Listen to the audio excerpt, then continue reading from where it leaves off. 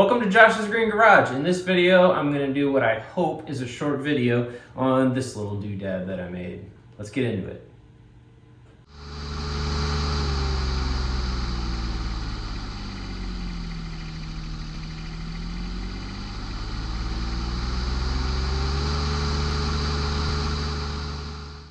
So what I have here is a very simple hitch that I made. Essentially, my last video, I put on this Harbor Freight 2-inch hitch receiver, and some problems arose with that. If I take out this little recovery hitch, we can see the hitch covers where the original hitch would be in order to tow pull behind implements. And this is a problem because I use my garden cart a lot, use the fertilizer spreader a lot, the dethatcher. There's a lot you can do with this that I can kind of loosen out on now with that. So I had to make something to fix it.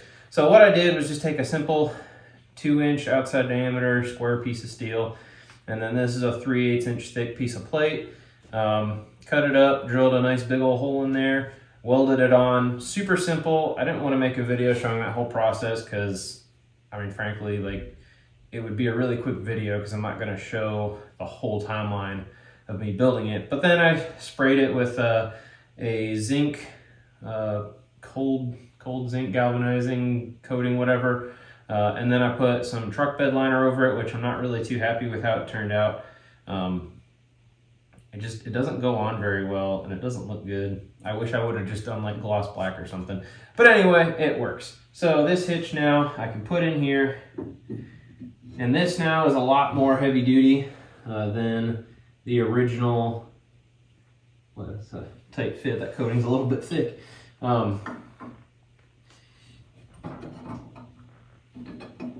Yeah, that's the one thing I also didn't like about this hitch or bed liner. It leaves quite a thick coating on there, but it doesn't really jostle around. But anyway, now I have a hitch there that I can use to pull behinds. It's thicker than what this hitch plate is, so that's pretty cool. I don't have to worry about really bending this. I could put a ball on there if I really wanted, but now that I have a 2-inch, I can put an actual ball mount on there, so won't ever do that. But you can see this is a simple little project you can make to fix the utility you lost here. You can watch that other video. I talk about how I think this is a better setup than the Deere one in most cases. But yeah, pretty easy little build there. And this actually solves another problem, which I'm gonna move some stuff around, put some stuff on here, and then we'll be back and I'll show you what I'm talking about. Now this is what I mean about it fixing a little problem I had. So depending on your uses and what you're doing, if you had the 3-point hitch installed on this tractor and had one of these carts connected to the regular hitch plate, the problem would be when you turn, if you turn to a certain extent, this arm would contact the front of your thing, and there's, this nice John Deere sticker here, but you can see mine's a little bit scratched up. It will impact that and scratch it. So if you're worried about keeping that nice, you don't have to worry now because this is far enough back that I can turn this all the way and it will not contact anywhere. You can't see that right now, but there's plenty of room here. There's probably about, 4 inches or more. So there's a lot of room there. You don't have to worry. You can keep your 3-point on. You still have, use of all this stuff, of course. So I only put one on there. I don't really have the room to swing the trailer to show you the other side. But this is one of the things that I knew was going to happen when doing this, and I was pretty glad for that because, that's just a little more utility, a little less time wasted, because you could only really turn so far until this would hit. And I can't remember if it could go further or not, or if it really got so far they would scratch it and that's it.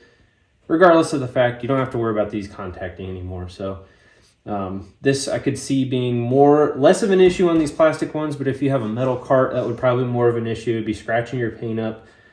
That wouldn't really be too great. So, if you're one of those metal cart guys, especially, or gals, this is going to be a little bit better setup there. So that is that benefit. So like I said, I wanted to keep this a nice, sweet, simple, quick video. Just kind of a closing to the last one about installing that hitch. I didn't have the stuff yet to do, you know, my little, I don't know what you would call this, adapter to factory hitch. I don't know. Pin hitch maybe? I don't know. But I just wanted to, you know, close this out, show you this final little thing, how simple it is. You don't have to get too fancy. If you have a welder, you can whip one of these up pretty fast. The only thing could be kind of challenging, drilling that big of a hole. I only have a little tabletop drill press, and honestly, I did not even use that to drill the majority of the larger holes. I actually used my DeWalt hammer drill. It's a battery powered one. That thing is an absolute beast, and I mean, you can control the drill speed on it really slow. So I mean, that's drilled at 7/8 through 3/8 steel, and I was able to drill through that with that. I wasn't using the hammer function, but just on the drill function and just real slow speed. You got the handle on there, you can push a lot of weight into that thing, and it was just eating through that steel like it was butter. That's an easier way to do that. If you don't have a drill press, you could still build this if you just have a hand drill.